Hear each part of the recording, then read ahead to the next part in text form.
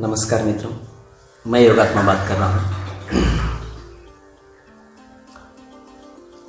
मैंने कुछ दिन पहले एक वीडियो भेजा था। प्रश्न ऐसा पूछो, उस प्रश्न में अहंकार न हो।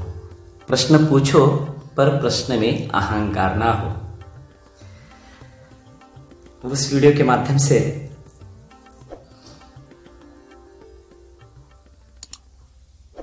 एक मुझे कमेंट मिला है। उस बंदे का स्वागत, संजय मारुतिराव कदम। बहुत ही सुंदर प्रश्न पूछा है उन्होंने कि गुरुजी, अध्यात्म और आध्यात्मिक, इसका शब्दार्थ क्या है? क्योंकि अध्यात्म और आध्यात्मिक ज्ञान का पता तो आजकल के नवयुवा पीढ़ी को चाहिए। इस कारण से गुरुजी, आप अध्यात्म और आध्यात्मिक के बारे में बताइए। धन्यवाद संजय कदम जी, आपने प्रश्न बड़ा सुंदर पूछा है और बड़ा आनंद मालूम हुआ कि मैंने ऐसा वीडियो बनाया था पूर्व में। वो जो वीडियो है मैं डिस्क्रिप्शन में लिंक डाल दूंगा, वह वीडियो देख लीजिए जिसने नहीं देखा होगा। और देखने के बाद में यह वीडियो देखिए, आपको अच्छा सरल अर्थ समझ में आ जाएगा। उस वीडियो में ऐसा लिखा है मैंने, बहुत सारे लोग होते हैं कि प्रश्न पूछते हैं, लेकिन प्रश्न पूछने के माध्यम से कुछ कारण होता है। कोई लोग ऐसे होते हैं कि जिसको अर्थ नहीं मालूम होता है, वह प्रश्न पूछते हैं। कोई लोग ऐसे होते हैं कि जिससे प्रश्न का उत्तर मालूम होने पर भी प्रश्न पूछते हैं। तो प्रश्न का उत्तर मालूम होने पर जो लोग प्रश्न पूछते हैं, वो प्रश्न में अहंकार होता है। क्यों? कि जिसने भी प्रश्न पूछा उत्तर मालूम होने पर, तो अगले वाला अगर प्रश्न बता देता है उत्तर तो सही, तो ठीक है कह देता है। अगर प्रश्न का उत्तर नहीं मालूम है तो अपने से कुछ छोटा दिखाने के कारण ही प्रश्न पूछा जाता है। तो इसलिए मैंने ऐसा लिखा था कि हेडिंग में ऐसा लिखा है कि प्रश्न पूछने पर प्रश्न में अहंकार ना हो। और वीडियो शोध करने की आवश्यकता नहीं है, आपको डिस्क्रिप्शन में वीडियो मिल जाएगा। तो अध्यात्म और आध्यात्मिक का शब्दार्थ, अध्यात्म सरल अर्थ है। अध्यात्म आदि आत्मा, उसके पहले ना कोई है, उसके बाद में ना कोई रहेगा। कल था, आज है, परसों रहेगा। आदि में वो है, मध्य में वो है और अंत में वही रहेगा। वही अध्यात्म है। यानी जिसका कभी नाश नहीं होता, वही अध्यात्म है। नाश नाम की चीज उसको लगती ही नहीं है, वह अध्यात्म है। सदा और सर्वदा वही अध्यात्म है। जिसे कुछ पंथियों ने कोई भगवान कहा है, कोई ईश्वर कहा है, कोई ब्रह्म कहा है, कोई हर पंथ में अलग अलग नाम से उन्हें पुकारा है, बोला है, रखा है। लेकिन आत्मा यानी अध्ययन सबसे पहले एक आत्मा ही है। और आत्मा अजर अमर है। न छिन्दन्ति शस्त्राणि न दहन्ति पावकः न चैनम क्लेदयन्ति न शोषयति मारुतः। ऐसा वो आत्मा है। आत्मा नाश नहीं होता, आत्मा का कभी नाश नहीं होता। और आत्मा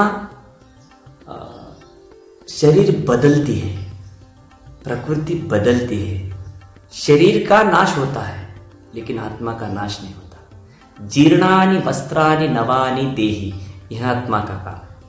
जब जीर्ण वस्त्र हो जाता है तो नया जैसा वस्त्र धारण कर लेते हैं। इसी प्रकार आत्मा नया धारण करती है, लेकिन आत्मा कभी ना पुराना ना नया उसको नहीं आता, क्योंकि आत्मा वो अध्यात्मा है, वो अध्यात्मा है।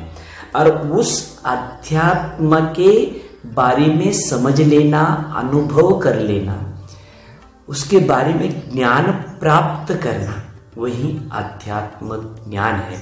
और इस ज्ञान के मार्ग का आचरण जो करता है, आध्यात्म ज्ञान, अध्यात्म को जानने के लिए जो मार्ग आचरण करता है वो आध्यात्मिक है। जैसे नहीं समझे तो एक ही बात में तुमको समझा देता हूं कि जैसे संसार, एक संसार नाम है, संसार को करने वाला जो होता है वो संसारिक, संसार को करने वाला जो होता है संसारी। जैसे संसार यानी अध्यात्म, उदाहरण में जैसे संसार यानी संसार करने वाला संसारी, जैसे अध्यात्म और अध्यात्म का आचरण करने वाला आध्यात्मिक, यही आध्यात्मिक, अध्यात्म और आध्यात्मिक का अर्थ होता है। क्योंकि हर कोई बंदा ईश्वर को जानना चाहता है, आत्मा को जानना चाहता है। आत्मा तो अजर अमर है, वही अध्यात्म है। अध्यात्म को जानना चाहता है, अध्यात्म का ज्ञान प्राप्त करना चाहता है, लेकिन बार बार अध्यात्म का ज्ञान प्राप्त करने में असफल होता है, इसलिए कि वो आध्यात्मिक नहीं रहता है। अध्यात्म को जानने वाला ही आध्यात्मिक रहना चाहिए, और वो आध्यात्मिक ही एक दिन अध्यात्म बन जाता है। क्योंकि जैसा एक सागर है और सागर की खोज में सागर का ही एक बूंद पानी का निकल पड़ा, और जो सागर के ज्ञान के बारे में, सागर को जानने के लिए, सागर को पाने के लिए जो बूंद निकल पड़ा, वो सागर को जानने वाला बूंद अगर सागर में जा मिला तो उस सागर रूप धारण कर लेता है।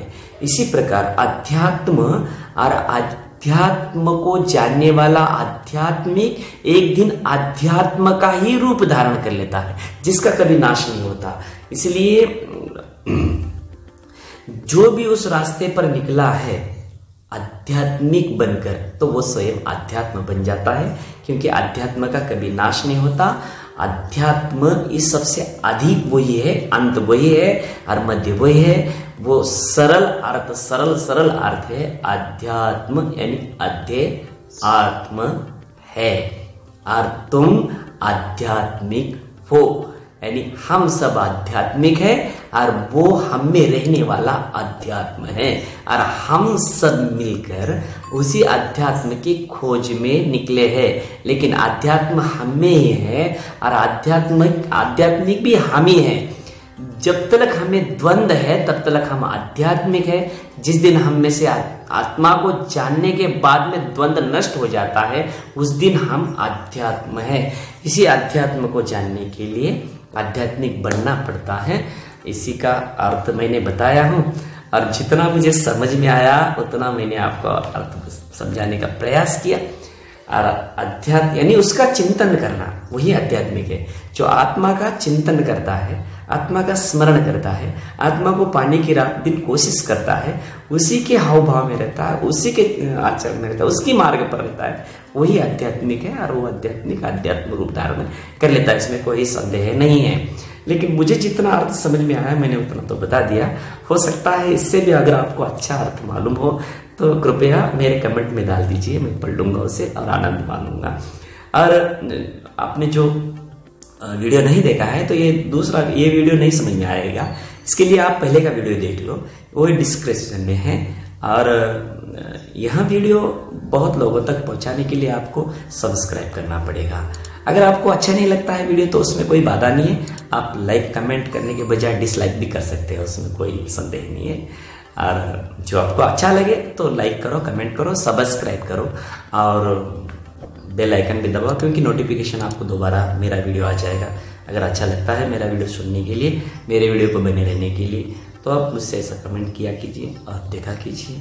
और धन्यवाद संजय कदम जी, आपने बड़ा सुंदर प्रश्न पूछा और आपके माध्यम से सबको यह उत्तर मालूम हुआ। जितना हो सका वो छोटे शॉर्ट में बताया, उतना विस्तार से नहीं बता सकते, क्योंकि अध्यात्म में तो अध्यात्म ही है। बस आपने शब्दार्थ पूछा था तो मैंने विस्तारार्थ बता दिया थोड़े में, तो स्वीकार कीजिए। धन्यवाद।